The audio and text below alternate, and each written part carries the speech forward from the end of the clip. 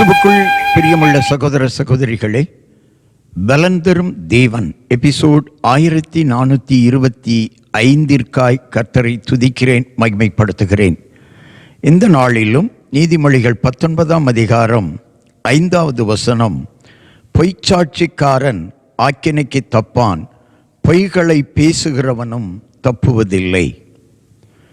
இந்த உலகத்திலே ஆண்டவராகிய இயேசு கிறிஸ்து உண்மை பேச வேண்டும் என்று சொல்லி விரும்புகிறார், கற்றுக் கொடுத்திருக்கிறார்.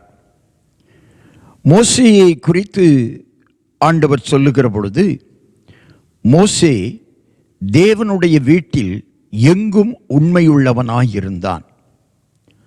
ஒரு மனிதன் உண்மையுள்ளவனாய் இருப்பானானால் பரிபூரண ஆசீர்வாதத்தை அவன் பெற்றுக்கொள்ள முடியும். எனவே ஆண்டவர் பொய் பேசுவதை வெறுக்கிறார்.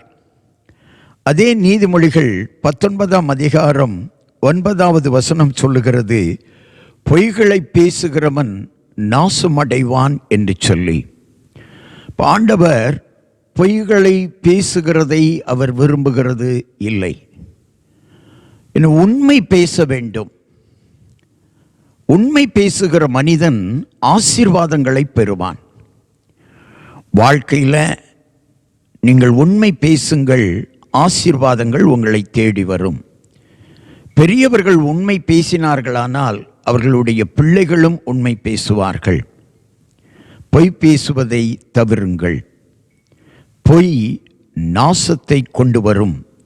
பொய்யை தேவன் வெறுக்கிறார். தொழிலாகட்டும், வாழ்க்கையாகட்டும், வேலையாகட்டும், உண்மையாய் நடந்து கொள்ளுங்கள், உண்மையாய் பேசுங்கள்.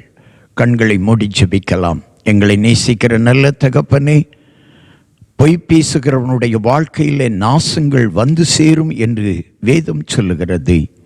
இந்த செய்தியை கேட்டுக்கொண்டிருக்கிற யாவரும் தங்கள் வாழ்க்கையிலே, தொழிலிலே, வியாபாரத்திலே உண்மை பேசும்படியாய் ஜெபிக்கிறேன்.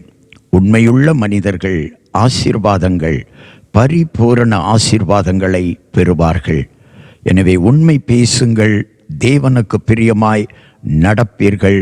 தேவன் உங்களுக்கு பிரியமானதை செய்து கொடுப்பார்.